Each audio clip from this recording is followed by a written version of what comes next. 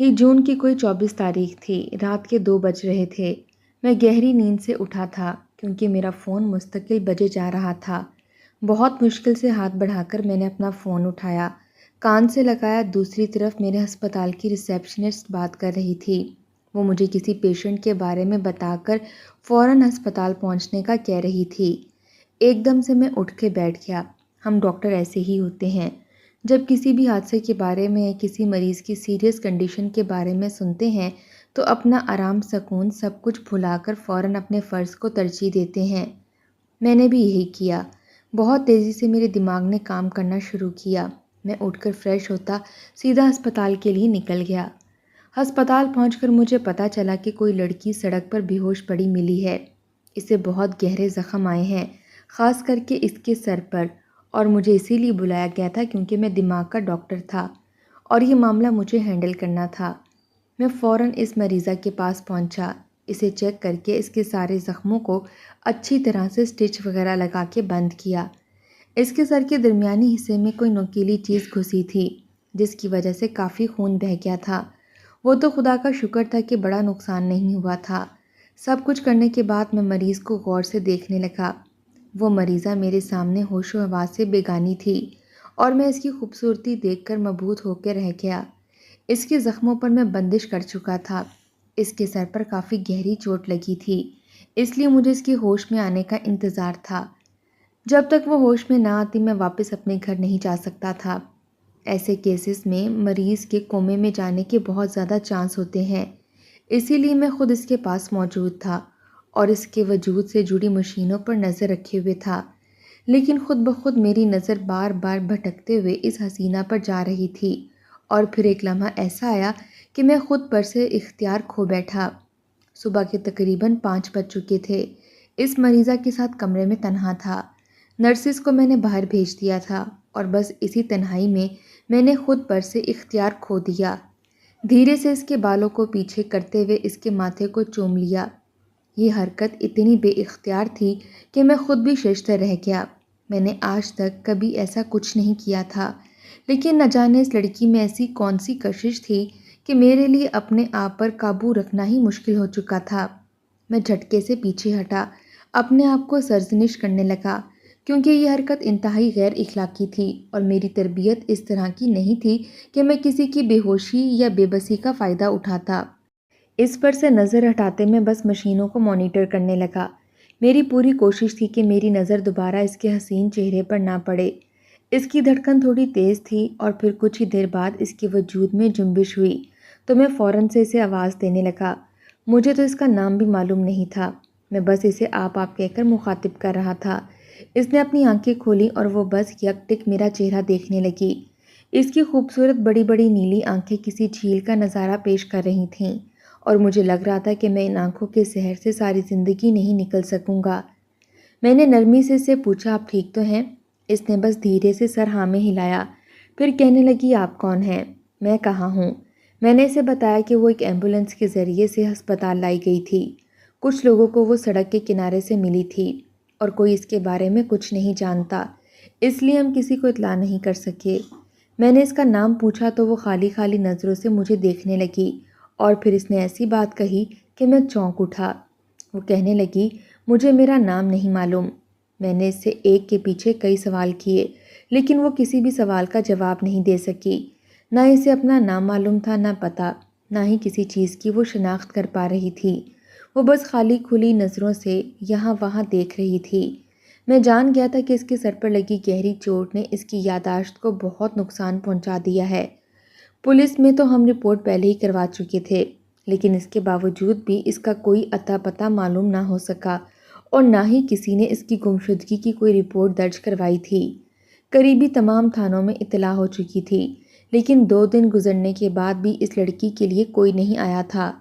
اس کے زخم ٹھیک ہوئے تو ہسپتال والوں نے اسے ڈسچارج کرنے کی بات کی، لیکن سمجھ نہیں آ رہا تھا کہ ڈسچارج ہونے کے بعد وہ کہاں جائے گی۔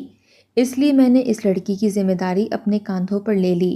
سچ تو یہ تھا کہ اسے دیکھ کر میں اپنا دل ہار بیٹھا تھا اور اس کے لیے میرے دل میں ایسے جذبات پیدا ہو گئے تھے کہ میں خود اب اس سے الگ نہیں ہونا چاہتا تھا۔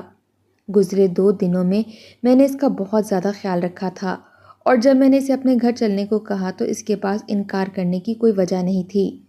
وہ خاموشی سے میرے ساتھ میرے گھر چلی آئی۔ میرے گھر پر میری بوڑھی ماں تھی جس نے میرے کہنے پر بہت آسانی سے اس لڑکی کو ہمارے گھر میں جگہ دے دی، پھر اسے بیٹی بنا کر اس کا نام سمرین رکھ دیا۔ سمرین کے ہمارے گھر آنے پر میں نہ صرف بہت زیادہ خوش تھا بلکہ میرے تو دل کی دنیا ہی بدل کر رہ گئی تھی۔ ہسپتال سے زیادہ میرا دل گھر پر لگ رہا تھا۔ میں اپنی ڈیوٹی کرتے ہی فوراً بھاگ کر گھر آتا، سمرین سے اس کی خیر خیریت پوچھ کے اس کے ساتھ وقت گزارنے لگتا۔ اس کی یادداشت اس طرح سے گئی تھی کہ اسے کچھ بھی یاد نہیں تھا، اور نہ جانے کیوں میرا دل بار بار یہ دعا مانگنے لگا کہ خدا کرے اسے کبھی کچھ یاد بھی نہ آئے۔ میں پوری زندگی سمرین کو اپنے ساتھ اپنے گھر میں رکھنا چاہتا تھا۔ نہ جانے وہ کون تھی، کہاں سے آئی تھی، اس کے آگے پیچھے کتنے لوگ تھے، مجھے کسی بھی بات کا اندازہ نہیں تھا۔ اسی لیے اس کی یادداشت کا نہ آنا ہی میرے حق میں بہتر تھا۔ مجھے تو یہ بھی معلوم نہیں تھا کہ اس کا ایکسیڈنٹ کس طرح سے ہوا، اور ابھی تک کسی نے اسے تلاش کرنے کی کوشش کیوں نہیں کی۔ سمرین کو میرے گھر آئے ہوئے 1 ہفتہ ہو گیا تھا۔ اس 1 ہفتے میں وہ میری ماں کی بھی بہت قریب ہو گئی تھی۔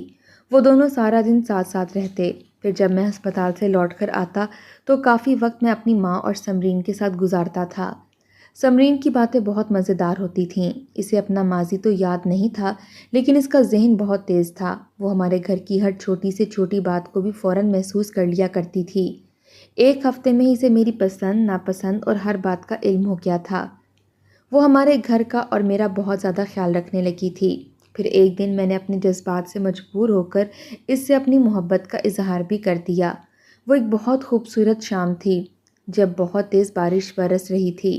سمرین بچوں کی طرح بارش سے لطف اندوز ہو رہی تھی اور پوری طرح سے بھیگ چکی تھی، اور پھر بارش کی ٹھنڈ ہونے کی وجہ سے اس کے ہونٹ نیلے پڑے۔ وہ کپ کپانے لگی تو بے اختیار میں نے آگے بڑھ کر اسے اپنے بازوؤں میں سمیٹا تھا اور اسے اپنے سینے سے لگا کر اس سے اپنی محبت کا اظہار کر دیا تھا۔ کتنی ہی دیر تو وہ حیرت سے مجھے دیکھتی رہی اور پھر اس کے چہرے پر ایسی مسکراہٹ آئی کہ میں خوشی سے سرشار ہو گیا۔ اس کی مسکراہٹ نے مجھے یہ احساس دلایا کہ وہ بھی میرے لیے جذبات رکھنے لگی ہے۔ کچھ دیر تو وہ اپنی بڑی بڑی آنکھوں سے مجھے دیکھتی رہی اور پھر ایک دم شرما کر اندر کی طرف دوڑ پڑی۔ اس کی اس شرماہٹ نے مجھ میں ایک نئی جان ڈال دی تھی اور میں اچھی طرح سے جانتا تھا کہ وہ کہاں گئی ہوگی، اسی لیے میں بھی اس کے پیچھے پیچھے اندر کی جانب چل پڑا۔ میری امید کے مطابق وہ میری ماں کے کمرے میں ہی تھی۔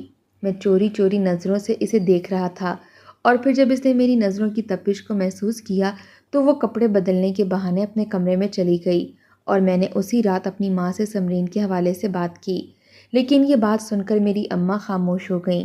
پھر میرے پوچھنے پر وہ کہنے لگیں کہ بیٹے قاسم، ہم اس کے بارے میں کچھ بھی نہیں جانتے۔ وہ ہندو ہے یا مسلمان، کس ذات سے ہے، کس خاندان سے ہے، ہمیں کچھ بھی علم نہیں ہے۔ ایسے میں اب کیسے کسی لڑکی کو اپنے گھر کی بہو بنا سکتی ہوں؟ اماں کی بات سن کر میں حیران رہ گیا۔ مجھے ہرگز بھی اندازہ نہیں تھا کہ میری ماں کو اس رشتے پر اعتراض ہوگا۔ مجھے تو لگا تھا کہ وہ بہت خوش ہوں گی کیونکہ وہ سمرین کو دل سے اپنی بیٹی مان چکی تھیں، لیکن بہو بنانے کے لیے میری ماں نے بھی وہی اصول مقرر کیے جو ہر ساس کرتی ہے۔ انہیں سمرین کی ذات پات، نسل، خاندان، ہر بارے میں جانکاری چاہیے تھی جو میرے پاس نہیں تھی۔ جب سے سمرین مجھے ملی تھی میں تب سے ہی اس کے بارے میں معلومات حاصل کرنے کی کوشش کر رہا تھا لیکن ناکام رہا تھا۔ آج کے اس ڈیجیٹل دور میں بھی سمرین کے بارے میں معلومات حاصل کرنے میں مجھے کوئی کامیابی حاصل نہیں ہو سکی تھی، اسی لیے میں نے ہار مان کر اس سے شادی کا فیصلہ کیا تھا۔ اور پھر جب میں نے بڑی مشکل سے اپنی ماں کو راضی کیا تو پھر میری ماں نے شادی کی تیاریاں شروع کر دیں۔ انہیں سمرین سے کوئی مسئلہ نہیں تھا، بس وہ ایک خاندانی لڑکی کو بہو بنانا چاہتی تھیں، لیکن بالآخر میں نے اکلوتے ہونے کا فائدہ اٹھایا اور اپنی ماں کو راضی کر لیا۔ زور و شور سے شادی کی تیاریاں شروع ہو گئی تھیں۔ اماں میری شادی میں اپنے سارے ارمان پورے کرنا چاہتی تھیں، اسی لیے انہوں نے شادی میں مہینے بھر کا وقت رکھا تھا، اور پھر میں اور سمرین دونوں ایک دوسرے کی پسند سے کپڑے وغیرہ کی خریداری کر رہے تھے۔ ایسے میں ایک دن جب میں سمرین کو لے کر شہر کی ایک بڑی سی بوتیک میں گیا جہاں مجھے اس کے لیے شادی کا شرارہ پسند کرنا تھا، تو وہاں کسی نے پیچھے سے سمرین کو مریم کہہ کر آواز لگائی اور سمرین ایک دم سے چونک کر پلٹی۔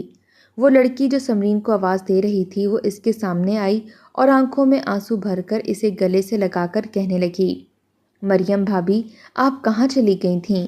ہم نے آپ کو کتنا تلاش کیا، سب آپ کے لیے کتنا پریشان رہے۔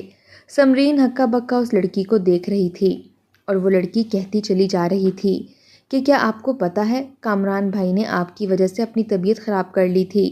انہوں نے ہر جگہ آپ کو تلاش کیا لیکن بہت زیادہ ڈھونڈنے کے باوجود بھی آپ ہمیں نہ ملیں۔ وہ اور بھی بہت کچھ کہہ رہی تھی لیکن میرے سر پر تو جیسے آسمان گر پڑا، کیونکہ وہ جس کامران بھائی کا ذکر کر رہی تھی وہ سمرین کا شوہر تھا، اور یہ بات اس لڑکی کی باتوں سے واضح طور پر مجھے سمجھ آ گئی تھی۔ کافی دیر تو سمرین خود بھی ہکا بکا سی اس لڑکی کو دیکھتی رہی، اور پھر اس لڑکی نے جلدی سے فون کر کے کسی کو بلایا تو تھوڑی دیر بعد ایک لمبا چوڑا آدمی چلا آیا جس نے سمرین کو دیکھتے ہی اسے اپنے سینے سے لگا لیا، اور پھر اس نے وہ تمام ثبوت مجھے دکھائے جن کے تحت سمرین مریم تھی اور وہ اس انسان کی بیوی تھی۔ سمرین بس پھٹی پھٹی نگاہوں سے اس شخص کو تک رہی تھی، شاید وہ اسے پہچاننے کی کوشش کر رہی تھی، اور میرے سارے ارمان خاک میں مل گئے تھے۔ میری شادی سے صرف مہینہ بھر پہلے میری محبت مجھ سے چھن گئی، وہ محبت جسے پا لینے کا مجھے پوری طرح یقین ہو گیا تھا۔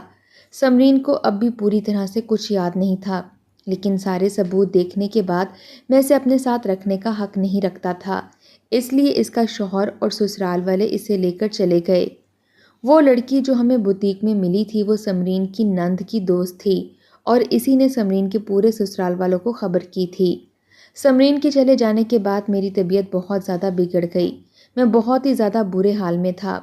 میرا نہ صرف دل ٹوٹا تھا بلکہ سارے ارمان بھی خاک ہو گئے تھے۔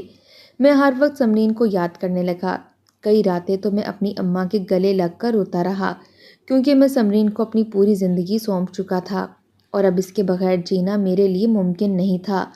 مجھے تو اس کی اس قدر عادت ہو گئی تھی کہ اس کے بغیر گزارا کرنا میرے لیے موت کے برابر تھا۔ مجھے تو یہ سمجھ نہیں آ رہا تھا کہ سمرین کا شوہر جو اسی شہر میں رہتا تھا وہ سمرین کو ڈھونڈنے میں اتنا عرصہ ناکام کیسے رہا۔ اگر اس نے پولیس میں کوئی رپورٹ درج کروائی تھی تو پھر ہمیں یہ بات کیوں پتہ نہ چل سکی۔ میں نے تو شروع سے پولیس کا سہارا لیا تھا، لیکن سمرین کے حوالے سے کہیں کوئی رپورٹ درج نہیں ہوئی تھی۔ 24 دن گزرے تو مجھے یاد آیا کہ سمرین کا کچھ گولڈ میرے پاس ہے۔ دراصل جس وقت اس کا حادثہ ہوا تھا اس وقت وہ کچھ سونے کے زیورات پہنے ہوئے تھی اور وہ میرے ہی گھر رہ گئے تھے، اس لیے میں اس کے گھر پہنچ گیا۔ گھر کیا تھا، بڑا عالیشان بنگلہ تھا۔ میں نے سمرین یعنی مریم کے حوالے سے چوکیدار سے بات کی تو پہلے تو اس نے صاف انکار کر دیا، لیکن جب میں نے بار بار اصرار کیا تو اس نے اندر کسی سے بات کی، پھر مجھے ڈرائنگ روم میں بٹھا دیا گیا۔ تھوڑی دیر بعد سمرین کا شوہر کامران میرے سامنے آ کر بیٹھ گیا اور بہت سخت لہجے میں مجھ سے میرے آنے کی وجہ پوچھ رہا تھا۔ میں نے وہ شاپر اس کے آگے کر دیا جس میں سمرین کے زیورات تھے اور اس سے سمرین کی طبیعت کے بارے میں پوچھا تو وہ شدید غصے میں آ گیا، کہنے لگا تم بہت ہی گھٹیا آدمی ہو، پہلے اتنا عرصہ میری بیوی کو اپنے گھر میں چھپا کے رکھا اور نہ جانے کیا کچھ کرتے رہے، اور اب یہاں تک چلے آئے ہو، تم تو اسے شادی کرنے والے تھے، اس سے زیادہ تمہارے گھٹیا پن کا اور کیا ثبوت ہو سکتا ہے۔ کامران کی بات سن کر میں شرمندہ ہوا، کہا کہ مجھے معلوم نہیں تھا کہ سمرین یعنی مریم شادی شدہ ہے، میں تو اسے سہارا دینا چاہتا تھا، اس سے زیادہ میرا اور کچھ مقصد نہیں تھا۔ میں تو یہ سوچ کر یہاں آیا تھا کہ سمرین کی خیر خیریت لے لوں گا، مجھے لگا تھا کہ اس کا شوہر میرا شکریہ ادا کرے گا کہ اتنا عرصہ میں نے اس کی بیوی کا خیال رکھا، لیکن وہ تو الٹا مجھ سے بدگمان ہو چکا تھا، میری نیک نیتی کو بھی وہ میری بدنیتی قرار دے رہا تھا۔ خدا گواہ تھا کہ میں نے کبھی سمرین کے ساتھ اپنی حدود کو پار نہیں کیا تھا، میں نے کبھی اس بات کا فائدہ نہیں اٹھایا تھا کہ وہ بے سہارا ہے یا پھر میرے گھر میں رہتی ہے، اور اسی لیے اب مجھے غصہ آ رہا تھا کہ کامران میرے اور سمرین کے حوالے سے ایسی باتیں کیسے کر سکتا ہے۔ میں نے غصے میں اسے بتایا کہ میرا سمرین کے ساتھ کوئی ناجائز تعلق نہیں تھا۔ میری آواز شاید اندر تک چلی گئی، اسی لیے اچانک ہی سمرین ڈرائنگ روم میں آ گئی۔ اس کے چہرے پر نظر پڑتے ہی میرے ہوش اڑ گئے، اس کے منہ پر نیل کے نشانات تھے اور ایک طرف سے اس کا منہ سجا ہوا تھا، ایک ہاتھ بھی فریکچر تھا، اور یہ سب دیکھ کر میں دنگ رہ گیا۔ وہ بھاگتے ہوئے میرے پاس آ گئی، میرے قدموں میں بیٹھ گئی، کہنے لگی مجھے اپنے ساتھ لے چلو۔ یہ آدمی کون ہے، یہ میرا شوہر ہے بھی یا نہیں، لیکن میں یہاں بہت بہت زیادہ پریشان ہوں، یہ مجھ پر الزام لگاتا ہے، مجھے بد کردار کہتا ہے، مارتا ہے، پیٹتا ہے، میں یہاں نہیں رہنا چاہتی۔ سمرین کا حال دیکھ کر تو میرے دل نے دھڑکنا چھوڑ دیا۔ وہ مجھ سے مدد کی التجا کر رہی تھی اور میں ہکا بکا سا کامران کو دیکھ رہا تھا۔ میرے سامنے کامران نے اسے بازو سے پکڑا اور اسے گھسیٹتا ہوا اندر لے گیا، اور پھر جب وہ واپس آیا تو غصے میں کہنے لگا، ایسی بے حیا عورت کو میں اپنے گھر میں دوبارہ جگہ نہیں دے سکتا۔ میں اچھی طرح سے جانتا ہوں کہ اس نے تمہارے ساتھ کیا گل کھلائے ہوں گے۔ تم نے بہت ہی فائدہ اٹھایا ہوگا اس کا۔ آخر مریم جیسی جوان اور خوبصورت لڑکی کو کوئی مرد کیسے چھوڑ سکتا ہے؟ اسی لیے بہتر ہے کہ یہاں سے دفع ہو جاؤ اور دوبارہ یہاں نہ آنا۔ میں کامران کی باتوں پر حیران تھا۔ ابھی تک مریم کی یادداشت نہیں آئی تھی۔ وہ خود کو ابھی بھی سمرین محسوس کر رہی تھی۔ بجائے اس کے کہ کامران محبت سے اس کا ماضی یاد دلاتا، وہ اس کے ساتھ مار پیٹ پر اتر آیا تھا، اور یہی بات مجھے بہت زیادہ پریشان کر رہی تھی۔ میں وہاں سے باہر نکلا تو میرے دل کو سکون نہ آیا۔ میرا ایک دوست پولیس افسر تھا۔ میں اس کے پاس کیا ساری بات بتائی تو وہ کہنے لگا کہ اس طرح کی مار پیٹ تو ڈومیسٹک وائلنس میں آتی ہے، اور خاص طور پر تب جب عورت کی یادداشت بھی ٹھیک نہ ہو۔ تم کہو تو میں کارروائی کرواتا ہوں۔ پھر میں نے اسے کہا کہ ٹھیک ہے، تم کارروائی کرو، FIR میں خود درج کرواؤں گا۔ میرے کہنے پر کارروائی ہوئی۔ پولیس والوں نے سمرین کو وہاں سے نکال لیا۔ میں اسے واپس اپنے گھر لے آیا، جبکہ کامران کو ڈومیسٹک وائلنس کے چکر میں پولیس نے گرفتار کر لیا تھا۔ سمرین کی حالت دیکھ کر تو میری والدہ کا دل بھی بہت زیادہ دکھا تھا۔ انہوں نے سمرین کی تیمارداری شروع کر دی۔ اس کی ذہنی حالت بہت زیادہ خراب تھی۔ ایسا لگتا تھا جیسے اس کے ساتھ بہت زیادہ مار پیٹ کی گئی ہو۔ اس کے چہرے پر نیل کے نشانات اس کی گواہی دے رہے تھے کہ اس کا شوہر ایک جانور تھا۔ 46 دن گزرے کہ ایک روز سمرین سیڑھیاں اتر رہی تھی کہ کمزوری کی وجہ سے اسے چکر آئے اور وہ سیڑھیوں سے گر پڑی، اور جب اسے ہوش آیا تو اس کی یادداشت واپس آ چکی تھی۔ شاید ذہنی تناؤ کی وجہ سے یا پھر دوبارہ چوٹ لگنے کی وجہ سے اس کا دماغ کام کرنا شروع ہو گیا تھا، اور جو حقیقت اس نے بتائی تھی وہ سن کر تو میرے قدموں تلے سے زمین نکل گئی تھی۔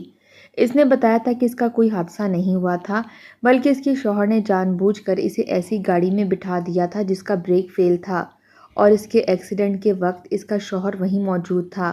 وہ ایک ویران سی جگہ تھی، اور پھر اس کے شوہر نے اس کے سر پر کوئی ایسی چیز ماری تھی جس کے بعد اس نے اپنا ہوش کھو دیا تھا۔ بظاہر یہ کار ایکسیڈنٹ تھا، لیکن در حقیقت اسے جان سے مارنے کی کوشش کی گئی تھی۔ وہ روتے ہوئے بتا رہی تھی کہ کامران جس جائیداد پر عیش کر رہا ہے وہ سب اس کی اور اس کے والد کی ہے۔ اس کے والد نے مرتے وقت یہ ساری جائیداد سمرین کے نام کی تھی، اور اسی جائیداد کی خاطر کامران اس کی جان لینا چاہتا تھا، لیکن خدا کا کرنا ایسا ہوا کہ اس کی جان تو نہ گئی، لیکن وہ مجھے مل گئی۔ اس کی یادداشت نہیں تھی، اسی لیے اتنا عرصہ میں نے اسے سنبھالا، اور کامران نے یہ سوچ کر اسے تلاش کرنے کی کوشش نہیں کی کہ وہ مر کھپ گئی ہوگی۔ لیکن جب سمرین کی نند کی دوست نے اس کے گھر والوں کو اطلاع دی تو کامران کو اس بات پر بہت غصہ آیا کہ سمرین ابھی بھی زندہ ہے، اور اس نے ایک دفعہ پھر اس کے ساتھ مار پیٹ شروع کر دی۔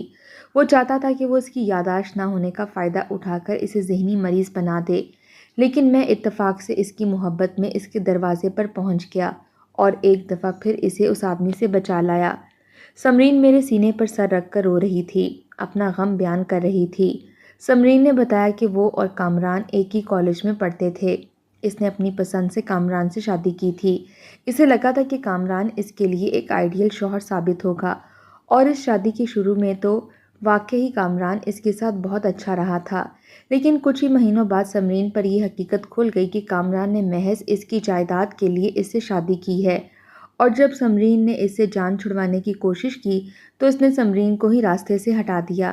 سمرین نے بتایا تھا کہ وہ بہت جلد کامران سے طلاق لینے والی تھی، اور جب کامران کو اس بات کی بھینٹ لگی تو اس نے جان بوجھ کر یہ سارا منصوبہ بنایا تاکہ سمرین اور اس کے والد کی جائیداد اس کے ہاتھ سے نہ جائے۔ کامران نے اس کے ساتھ ہمیشہ ہی ایسا سلوک کیا تھا، اور اب تو وہ بات بات پر اسے بے حیا بد کردار کہنے لگا تھا۔ میں نے سمرین کو یقین دلایا کہ میں ہمیشہ اس کا ساتھ دوں گا۔ میں نے سمرین کی کامران سے خلا کروائی، کامران پر اقدام قتل کا جرم بھی دائر کروایا۔ کامران کو 14 سال کی قید بامشقت کی سزا سنا دی گئی تھی، جبکہ سمرین نے مجھ سے شادی کر لی تھی۔ ہم دونوں آج ایک ساتھ بہت اچھی زندگی گزار رہے ہیں۔ کامران نے اپنی طرف سے سمرین کو مارنے کی، اسے پاگل کرنے کی ہر ممکن کوشش کی تھی، لیکن خدا جب کسی کو زندگی دیتا ہے تو پھر کوئی بھی اس کا بال بیکا نہیں کر سکتا۔ اور سمرین کے معاملے میں بھی ایسا ہی ہوا تھا۔ کامران کی لاکھ کوششوں کے باوجود بھی اس کی جان نہیں گئی تھی، بلکہ اس کی یادداشت بھی لوٹ آئی تھی۔ جلدی سمرین میرے بچے کی ماں بننے والی ہے۔ اس کا اصل نام تو مریم ہے، لیکن چونکہ میں نے اس کا نام سمرین رکھا تھا، اس لیے اس نے اپنا یہی نام رکھ لیا اور میں اسے سمرین ہی کہہ کر پکارتا ہوں۔